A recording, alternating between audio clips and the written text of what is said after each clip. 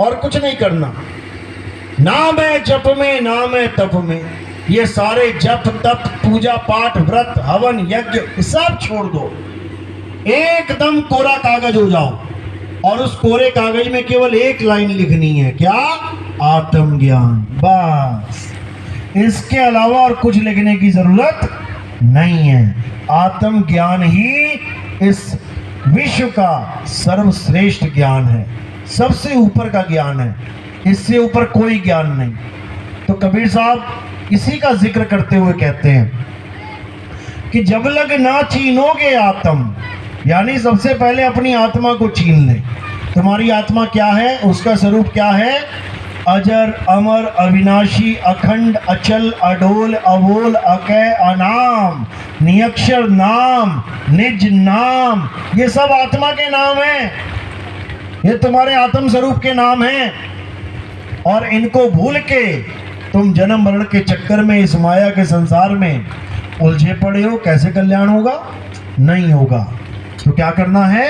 अब केवल और केवल अपनी आत्मा को जानना है, इन 52 अक्षरों को छोड़ देना है और अपने आत्म रूपी अक्षर को जान लेना है। तो साहिब समझा रहे हैं, जो नर पड़े 52 के फेरा, सो नर जानो काल के चेरा, जब 52 का टूटे डोरा, सहजे छूटे काल झकोरा, फिर नहीं आए फिर नहीं जाए, सार शब्द में रहे समाये।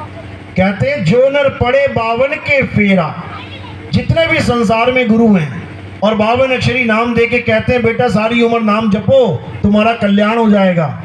साहिब कह रहे यही काल के दूत हैं, यही तुम्हें आत्मज्ञान से दूर करके मंत्रों में उलझाने वाले गुरु हैं। इनको जल्दी से जल्दी त्याग दो, इस ज्ञान को बिल्कुल ग्रहण मत करो। कह रहे जो नर पड़े 52 के फेरा, सो नर जानो काल के चेरा, जब 52 का टूटे डोरा। जब 52 का डोरा तोड़ने वाला गुरु मिल जाएगा, सहजे छूटे काल झकोरा, उसके बाद ये काल भगवान का खेल खत्म। फिर नहीं आए फिर नहीं जाए, फिर ये किसी के माँ के गर्भ में नहीं आएगा। ये उल्टा लटक के 9 महीना पता नहीं किस किस माँ के गर्भ में से निकल के ये किस किस को मामा मामा करता आया है, उसके बाद ये माँ बाप वाला खेल खत्म हो जाएगा। कह रहे हैं जब 52 का टूटे डोरा, सहजे छूटे काल झकोरा, फिर नहीं आए फिर नहीं जाए। जब आएगा ही नहीं तो जाएगा कहाँ? अगर कोई जन्म ही नहीं लेगा तो उसकी मृत्यु होगी ही नहीं। फिर नहीं आए तो फिर नहीं जाए, रहेगा कहाँ? सार शब्द में रहे समाये। वो फिर सार शब्द में समा जाएगा, यानी अपने स्वरूप में समा जाएगा। उसके बाद उसका जाना आना सदा सदा के लिए खत्म। अब वो केवल और केवल मुक्ति पद को प्राप्त करेगा और उसका कल्याण 101% होगा। लेकिन तब होगा मेरे भाई जब तुम्हारे जीवन में भेदी गुरु, आत्मज्ञानी गुरु आएगा। ये जपी तपी सन्यासी नहीं, ये जपी तपी सन्यासी की बात नहीं करी कबीर साहब ने। जपी तपी सन्यासी को तो किनारे कर दिया साहिब ने। ना मैं जप में, ना मैं तप में, ना एकांत निवास में। जब मैं जप में नहीं हूं तो मुझे जपी गुरु चाहिए ही नहीं जो मुझे नाम जपवाए। कोई कह रहा राधे राधे जप लो, कोई कह रहा राम राम जप लो, कोई कह रहा ओम नमः शिवाय जप लो। एक ही धर्म के लोग एक बात नहीं कर पा रहे हैं कि भैया सारे देवी देवताओं में कोई एक ही नाम बता दो जो सारा हिंदू समाज, सारे सनातनी जप ले। वो भी एक नहीं है, अलग अलग। कोई किसी को पकड़ के बैठा, कोई किसी को पकड़ के बैठा, कोई किसी, और फिर कह रहे भगवान एक है। और भगवान एक है तो तुम इतने मंदिर क्यों बना के बैठे हो अलग अलग भगवानों के? एक का ही बना लो, ये भी समझ में नहीं आता। फिर कहते भगवान एक है, अरे भगवान एक है तो नाम भी एक ही बता दो किसी का, ये भी समझ में नहीं आता। भगवान भी एक है लेकिन नाम भी अनेक है, भगवान भी एक है वो मंदिर भी अनेक है। फिर एक अनेक में फर्क क्या रहा? फर्क क्या रहा फिर एक अनेक में? यही कबीर साहब समझा रहे हैं कि उस एक को पकड़ो, एक नाम, एक भाषा, एक झंडा, तब समझ लो कल्याण होगा, नहीं तो नहीं होगा।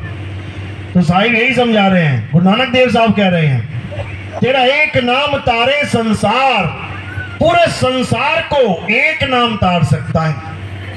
कौन सा एक नाम? हिंदी का, पंजाबी का, उर्दू का, फारसी का, जापानीज का, चाइनीज का, पुर्तगीज का, स्पेनिश का, डच का, फ्रेंच का, कौन सी भाषा का नाम? वो किसी भाषा का नाम है ही नहीं। वो सारी भाषाओं से परे है, वो सारे नामों से परे है, वो सारे अक्षरों से परे है। नी अक्षर नाम है वो, उसी को आत्म स्वरूप कहते हैं। वो आत्म स्वरूप सबके पास है। भारतीय के पास भी है, अंग्रेज के पास भी है, जापानीज के पास भी है, चाइनीज के पास भी है, फ्रेंच के पास भी है, रशियंस के पास भी है, सबके पास है। बस अपने आत्म स्वरूप को जानो और अक्षरों से न्यारे हो जाओ, सबको एक ही नाम तार देगा। ये सारा खेल ही खत्म हो जाएगा 52 अक्षरों का। लेकिन इंसान नहीं समझ रहा है, इसलिए तरह तरह के नामों में उलझा पड़ा है। कोई कह रहा है 108 माला जप ले, कोई कह रहा है कुछ कर ले, कोई कह रहा कुछ कर ले। किसी का कल्याण होने वाला नहीं है। इसलिए साहिब बार बार समझा रहे हैं कि तू चेत नर, जब तक चेतेगा नहीं तब तक यहां से निकलेगा नहीं। लेकिन चेते तो कैसे चेते? कोई समझाने वाला ही नहीं मिल रहा है, कोई बताने वाला ही नहीं मिल रहा है, सब उलझाने वाले मिल रहे हैं। तो साहिब यही समझा रहे हैं कि एक खजूर का पेड़ तुम्हारे घर में लगा है, आंगन में।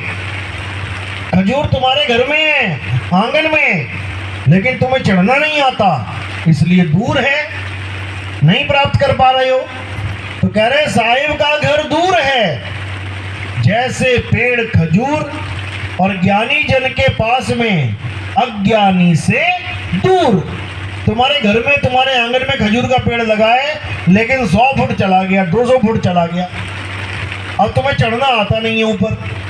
तो क्या होगा? चिड़िया आएगी, खजूर पकेगी, लेके चली जाएगी, तुम्हें कुछ नहीं मिलने वाला।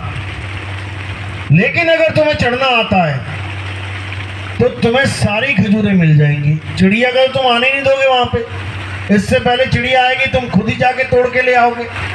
लेकिन ये तब होगा जब तुम्हें वो ज्ञान प्राप्त हो जाएगा कि चढ़ना कैसे है। तो इसी को कबीर साहब समझा रहे हैं कि वेदी गुरु तुम्हें इसी खजूर पे चढ़ना सिखाता है कि इस खजूर पे चढ़ना कैसे। खजूर यहीं लगी है तुम्हारे आंगन में, लेकिन वहां तक जाने का किसी को भेद नहीं समझ में आ रहा है, बस फर्क इतना है। तो कबीर साहब यही समझाने के लिए कि तुम्हारे घट में जो राम है उसको कैसे प्राप्त करना है, ये बताने के लिए कितनी कितनी बार यहाँ आ लिए हमारे लिए। लेकिन हम उनको समझते नहीं, हम उनको जानते नहीं, और अज्ञानता में अपना जीवन नाश करते रहते हैं। तो कबीर साहब ने कोई कमी नहीं छोड़ी समझाने की, लेकिन ये जीव बेचारा क्या करे, फंसा पड़ा है अज्ञानता में।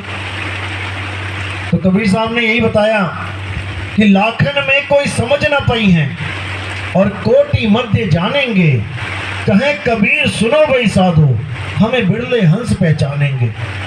कि ये मूल ज्ञान लाखों लोगों को सुना दिया जाए, उनमें से कोई समझ ही नहीं सकता। करोड़ों लोगों को समझाया जाए, तब जाके उसमें से कोई बिरले हंस निकलते हैं कि हाँ भाई बात तो बिल्कुल सही है। उन्हीं लोगों को मुक्ति मिलती है, बिरलों को। ये सबके बस की बात नहीं है मुक्ति प्राप्त करना, ये सबके बस की बात नहीं है। जिस पर गुरु की दया हो, विवेक जाग जाए, गुरु पूरा मिल जाए, भक्ति पूरी मिल जाए, और उसके बाद मुक्ति मिलेगी, तब जाके मुक्ति मिलेगी, नहीं तो नहीं मिलेगी। जितना मर्जी कोई जोर लगा ले। तो क्या करना है जीवन में? 52 अक्षरों को त्याग के भक्ति के लिए, वैसे दुनियादारी के लिए 52 अक्षर बड़े अच्छे हैं। आप लोग बातें करते हैं 52 अक्षरों में, अच्छी बात है। कोई काम हो रहा है ऑफिस में 52 अक्षरों में, अच्छी बात है। घर में सारे काम चल रहे हैं, रिश्तेदारियों में काम चल रहे हैं, 52 अक्षरों में, अच्छी बात है। यहाँ तक 52 बहुत अच्छे हैं, लेकिन केवल मुक्ति के लिए 52 को जपना पड़ जाए, वो किसी काम का नहीं है। उस 52 को दिमाग से निकाल देना चाहिए। साहिब समझा रहे हैं, 52 अक्षर जोरे आन, सकिया न अक्षर एक पहचान, यानी 52 अक्षरों को जोड़ तोड़ के सबने अपने अपने नाम बना रखे। किसी ने राम बना लिया, किसी ने श्याम बना लिया, किसी ने हरि बना लिया, किसी ने अल्लाह बना लिया, किसी ने वाहिगुरु। सब अपने अपने अक्षरों को जोड़ तोड़ के बैठ गए। 52 अक्षर जोड़े आन, सकिया न अक्षर एक पहचान। उस एक अक्षर को नहीं जान पाए। कौन सा एक अक्षर? जो सब में विराजमान है, जो सब घटों में विराजमान है। घट घट मेरा साइया, सोनी सेज न कोई, बलिहारी व घट की, जिस घट प्रगट होए। कहते हैं वो परमात्मा सब में विराजमान है, लेकिन सब में विराजमान है तो ये कत्ल कौन कर रहा है? सब में विराजमान है तो ये बकरे कौन काट रहा है? सब में विराजमान है, ये चोरी कौन कर रहा है? फिर यानी परमात्मा ही चोरी करवा रहा है? बिल्कुल नहीं। समझ लो, दो ताकतें हैं, एक परमात्मा की ताकत है और एक मन की ताकत है। जब तक मन की ताकत के अंडर ये जीव है तब तक ये परमात्मा से विमुख है, गुरु से विमुख है। तब तक ये गुरुमुख नहीं है, तब तक ये मनमुख है। मन के कहे चल रहा है तब तक मनमुख है, और गुरु के कहे चलेगा तो ये गुरुमुख है। बस दो ही चीजें हैं और तीसरी कोई चीज नहीं है, या गुरुमुख या मनमुख। तो क्या करना है? अब मनमुखता छोड़ के गुरुमुखता पे आ जाना है, यानी अपने मुख को गुरु की तरफ कर लेना है और कुछ नहीं करना है। यानी मन के हारे हार है, मन के जीते जीत। अब क्या करना है? ये मन के संसार से, ये मन का संसार है, मन और माया का।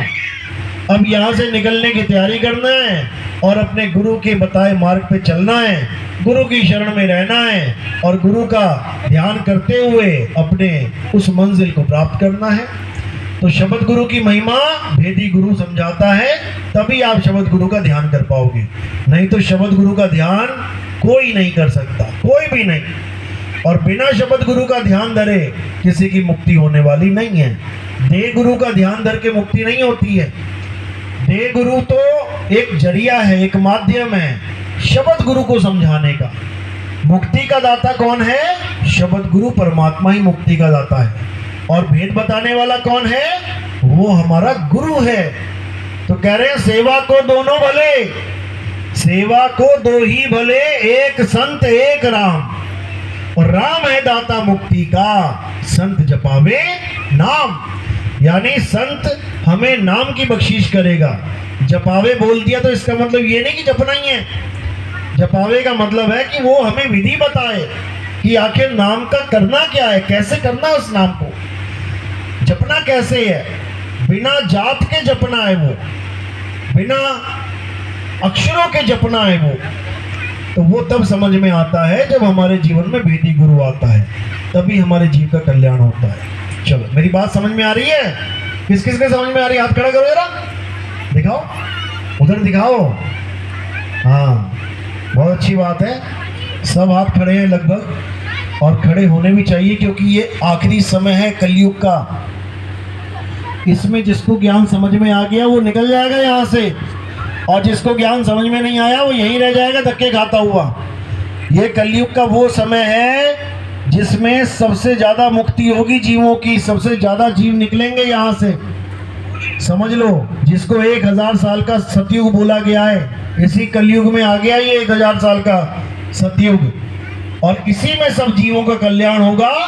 अलग अक्षरों के द्वारा जोड़ तोड़ के बनाए गए नाम हैं। अरबों खरबों करोड़ों नाम इस इंसान ने बनाए और इसी से मुक्ति की आस लगा के बैठ गया। बड़े बड़े ऋषि मुनि पीर पैगंबर औलिया इन्हीं नामों से मुक्ति ढूंढते रहे, लेकिन दुख के साथ कहना पड़ता है कि किसी को भी मुक्ति नामों से नहीं मिली। तो क्या मिला? रिद्धि सिद्धि जरूर मिल गई। कोई रिद्धि प्राप्त करके बैठ गया, कोई सिद्धि प्राप्त करके बैठ गया, लेकिन किसी की मुक्ति नहीं हुई। मुक्ति किससे होगी? जब वो आदि नाम को प्राप्त करेगा। आदि नाम यानी वो नाम जो इंसान के पैदा होने से पहले भी था और इंसानों के खत्म होने के बाद भी रहेगा, जिसका कोई आदि और अंत नहीं है। उस आदि नाम को प्राप्त करके ही जन्म मरण से मुक्ति हो सकती है। तो कबीर साहब समझा रहे हैं वाणी में, कोटि नाम है जगत में, इनसे मुक्ति ना होए, और गुप्त नाम सतपुरुष का, वो आदि नाम सतपुरुष का, बूझे बिरला कोई। यानी इस इंसान ने अलग अलग भाषाओं के अलग अलग नाम बना के अपने अपने धर्म में हजारों नाम प्रचलन में कर दिए। कितने नाम आज एक एक धर्म में आपको देखने को मिलते हैं, लेकिन जो आदि नाम है वो किसी धर्म में भी मिलने वाला नहीं है।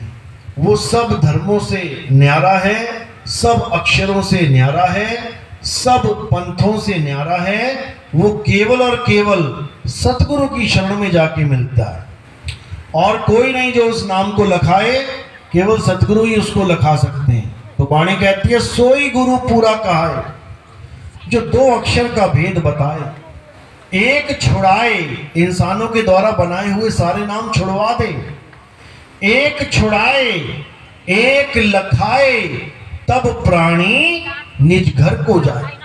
यानी सारे नाम हिंदी के, पंजाबी के, उर्दू के, फारसी के, जो जिस देश में पैदा और उस देश के नामों को जप रहा है, वो सारे नाम छुड़वा दे।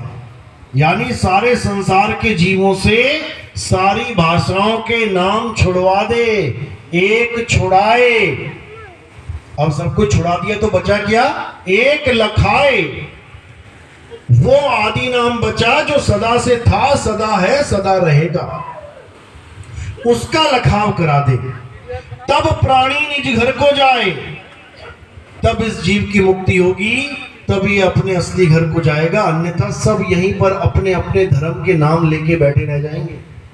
हिंदू से राम नहीं छूटेगा, मुसलमान से अल्लाह नहीं छूटेगा, सिख से वाहिगुरु नहीं छूटेगा, ईसाई से गॉड गॉड नहीं छूटेगा, तो यही रह जाएंगे। और जब गुरु मिल जाएगा तो एक छुड़ाए, हिंदू से राम राम छुड़वा दिया जाएगा, मुसलमान से अल्लाह अल्लाह छुड़वा दिया जाएगा, सिख से वाहिगुरु वाहिगुरु छुड़वा दिया जाएगा, ईसाई से गॉड गॉड छुड़ा दिया जाएगा। यानी किसी भी नाम को नहीं जपना है तो क्या करना है? एक लखाए, तुम्हें वो नाम लखा देगा जिससे तुम्हारी मुक्ति होगी। और वो नाम क्या है? वो आदि नाम है, अजर नाम है। इसीलिए कई कबीर पंथियों ने इसको जपने में लगा दिया लोगों को, आदि नाम, अजर नाम, ये नाम, वो नाम। भेद नहीं समझा पाए कि वो आदि नाम क्या है, वो अजर नाम क्या है, वो आदि नाम है कहां। तो वो आदि नाम कहीं और नहीं है भाई, वो हमारे पास है। हमारे आत्म स्वरूप को, जिसे हम परम आत्मा कहते हैं, एक जीव स्वरूप है और एक आदि स्वरूप है, परम स्वरूप है, जिसे परम आत्मा कहते हैं, उसी को आदि नाम कहते हैं। क्योंकि परमात्मा कहीं बाहर नहीं, वो हमारे पास है, वो हमारे अंदर है, लेकिन हमें अपना ज्ञान ही नहीं है कि हम हैं क्या, इसलिए हम उसको अपने अंदर खोज ही नहीं पाते। हम बाहर ढूंढने लग जाते हैं, कोई मंदिर में, कोई मस्जिद में, कोई गुरुद्वारे में, कोई चर्च में, अपनी आत्मा में कोई नहीं ढूंढता। तो सबसे पहले हमें क्या चाहिए? हमें ऐसा गुरु चाहिए जो हमें हमारी आत्मा का ज्ञान दे दे। पहले हमें अपनी आत्मा का ज्ञान हो जाए, अब उसमें ढूंढेंगे। लेकिन आत्मा का ज्ञान ना होने के कारण लोग अपनी काया में ढूंढने लग जाते हैं। बड़े बड़े ऋषि मुनि ढूंढते रहे, आंखें बंद कर ली, इंगला पिंगला सुषमना में ध्यान लगा के बैठ गए। इस काया के अंदर, इस खोपड़ी के अंदर ढूंढना शुरू कर दिया, चले गए इंगला पिंगला सुषमना से अंदर। अंदर माया का इतना प्रभाव है कि बस देखते ही रह गए कि क्या बात है। बड़े बड़े खजाने, बड़े बड़े महल, बड़े बड़े स्वर्ग महास्वर्ग सब अंदर ही हैं, लेकिन ये माया का अंग है, ये परमात्मा नहीं है, ये माया का खेल है। सारे ऋषि मुनि सिद्ध सब इसी में उलझ गए, सब इसी में अटक गए। इसलिए कबीर साहब ने आत्मज्ञानी गुरु की बात करी, जो तुम्हें तुम्हारी काया के अंदर ना ले जाके तुम्हें तुम्हारी आत्मा के अंदर लेके जाए। काया में नहीं ढूंढना है, काया में परमात्मा नहीं रहता। कहां रहता है? तुम्हारी आत्मा में परमात्मा रहता है। साइड समझा रहे हैं, जब लग ना चीनोगे आत्म, तब लग ना मिली है परमात्म, यानी अपनी आत्मा को ढूंढ पहले कहाँ है, फिर उसमें देख झांक के, फिर देख क्या मिलेगा। तो कह रहे जब लग ना चीनोगे आत्म, तब लग ना मिली है परमात्म। आत्म चीन है तो परमात्म चीन है। संत कहावे सोए, और यह भेद काया से न्यारा, बिल्कुल न्यारा कर दिया। काया का तो खेल ही नहीं है इसमें। यह भेद काया से न्यारा, बूझे बिरला कोई, यानी इस काया में जाने की जरूरत नहीं है। सतयुग बीत गया, त्रेता बीत गया, द्वापर बीत गया। इस काया में ढूंढ ढूंढ के ऋषि मुनि हजारों हजारों साल आंखें बंद करके बैठे रहते थे, इसी काया में परमात्मा ढूंढते थे, एक को भी नहीं मिला। सब जन्म मरण के चक्कर में फंसे रह गए। तो कैसे मिलेगा मालिक? पहले इस काया से अलग समझो उसको, वो काया में नहीं है। तो कैसे मिलेगा? जब भेदी गुरु तुम्हारे जीवन में आ जाएगा, तब वो परमात्मा 101% मिलेगा। इसीलिए साहिब गुरु की महिमा गाते हैं कि अगर गुरु मिल गया तो समझो सब मिल गया, और गुरु नहीं मिला तो कुछ नहीं मिला। कहते हैं माता पिता मिल जाएंगे 184 माही, गुरु भक्ति और भजन बंदगी ये फिर मिलेगी नहीं। तो जब तक गुरु नहीं मिला तब तक ये भक्ति आप कर ही नहीं सकते, जन्म मरण में आना ही पड़ेगा। अरे सतगुरु मिले तो सब मिले, वरना कछू नहीं, और मात पिता सुत बांधवा, ये तो घर घर माही। माँ बाप भाई बहन आपको हर जन्म में मिल जाएंगे। लोग कहते हैं माँ बाप की सेवा करो मुक्ति हो जाएगी। माँ बाप की सेवा करो, बिल्कुल करो, लेकिन इससे मुक्ति नहीं होगी। इससे तुम्हारा कर्ज उतरेगा, जो माँ बाप का कर्ज तुम्हारे ऊपर चढ़ा है। मुक्ति कैसे होगी? बिना गुरु के मुक्ति नहीं होगी। गुरु बिन माला फेरते और गुरु बिन देते दान, गुरु बिन दोनों निष्फल हैं, पूछो वेद पुराण। अरे रामकृष्ण से कौन बड़े? तिन्हू तो गुरु कीन, और 3 लोक के वो धनी, और गुरु आगे आधीन। वो तो भगवान थे राम जी कृष्ण जी, वो भी आगे गुरु धारण कर रहे हैं। तो एक आम आदमी बिना गुरु के कैसे निकलेगा? नहीं निकल सकता। तो गुरु क्या करता है? गुरु तुम्हें तुम्हारी ही वस्तु का ज्ञान देता है। गुरु कोई नाम मंत्र नहीं देता कि मंत्र दे दिया सारी उम्र जपते रहो, बिल्कुल नहीं। गुरु हमें ज्ञान देता है। किस चीज का ज्ञान? हमारी आत्मा का ज्ञान देता है। हमारी आत्मा ही वो वस्तु है जो हमारे पास होते हुए भी दूर है। हमारे पास हमारी आत्मा है, लेकिन उस आत्मा का ज्ञान ही नहीं है। इसीलिए बार बार जन्म मरण में धक्के खा रहे हैं। यही एक कारण है और कोई नहीं। राम राम राम राम जपना सबको पता है, राधे राधे करना सबको पता है, अल्लाह अल्लाह वाहिगुरु नाम सबको पता है, सबकी मुक्ति हो जाए, किसी की नहीं होने वाली। क्यों? क्योंकि आत्मा का ज्ञान नहीं है, और बिना आत्म ज्ञान के मुक्ति नहीं हो सकती। जल में मीन प्यासी, मोहे देखत आवे हासी, आत्म ज्ञान बिना नर भटके, कभी काबा कभी काशी। बिना आत्म ज्ञान के कहां भटक रहा है ये जीव? कभी काबा भाग रहा है, मुसलमान भाई काबा की तरफ भाग लेते हैं, और हिंदू भाई काशी में सोच रहे हैं भगवान मिल जाएगा। मरने से पहले अपना कमरा बुक कर लेते हैं होटलों में। जब पता लगता है ना हाँ थोड़े दिन बचे हैं पिताजी को जाने में, काशी में बुक कर लेंगे कमरा 2-2 4-4 महीने के लिए, कि मौत हो तो कहाँ हो? काशी में। उससे क्या होगा? कहते हैं उससे स्वर्ग मिल जाएगा। बताओ, काशी में मरने से स्वर्ग मिल जाएगा, तो काशी के सारे चोर, सारे डकैत, सारे पापी, सबको मुक्ति मिल जाए, सब चले जाएं स्वर्ग में। अगर काशी में मरने से ही स्वर्ग मिलता है तो फिर ये नेक काम, अच्छे काम, पुण्य काम, ये क्यों ड्रामा चला रखा है फिर कि नेक कर्म करोगे तो मुक्ति होगी, नेक कर्म करोगे तो स्वर्ग में जाओगे। फिर तो काशी में चाहे पापी आके मर जाए वो भी स्वर्ग चला जाएगा। तो ऐसा भ्रम फैला रखा है, लेकिन इससे कोई फायदा नहीं है। कबीर साहब तो सारी उम्र काशी में रहे, और जब अंत समय, कहने का मतलब लीला खत्म करने का समय आया, तो काशी छोड़ के मगहर चले गए। उस वक्त मगहर पे श्राप लगा हुआ था कि जो मगहर में मरेगा उसे नरक मिलेगा। तो कहते काशी तज गुरु मगहर आए और दोनों दीन के पीर, और कोई गाड्डे कोई अग्नि जराए, ढूंढ ना पाया शरीर, जपुरे मन केवल नाम कबीर। मलुकदास जी कह रहे हैं हमारे गुरु ऐसे हैं जो काशी छोड़ के मगहर चले गए, जाते जाते भी इस भ्रम को तोड़ गए कि काशी में मौत होगी तो स्वर्ग मिलेगा। नहीं मिलेगा। स्वर्ग मिलता है अच्छे कर्मों से, पाप मिलता है बुरे कर्मों से। तो यानी इस स्वर्ग और नरक की आस से छुड़वा के हमें हमारे स्वरूप का ज्ञान देने वाले कौन हैं? कबीर साहब हैं। ये स्वर्ग और नरक दोनों का खेल खत्म कर देते हैं। अरे अज्ञानी को स्वर्ग नरक है, हरि जाने को नाही, और जिस भव से सब लोग डरते हैं, सो भय हमरे नाही। बड़े से बड़ा पंडित हो, बड़े से बड़ा ज्ञानी हो, बड़े से बड़ा मौलवी हो, सब डरते हैं मृत्यु से। क्यों? क्योंकि उनको यही नहीं पता होता है स्वर्ग जाऊंगा कि नरक जाऊंगा, दोजख में जाऊंगा कि जन्नत में जाऊंगा। उसको यही नहीं पता होता है, इसलिए डरते हैं।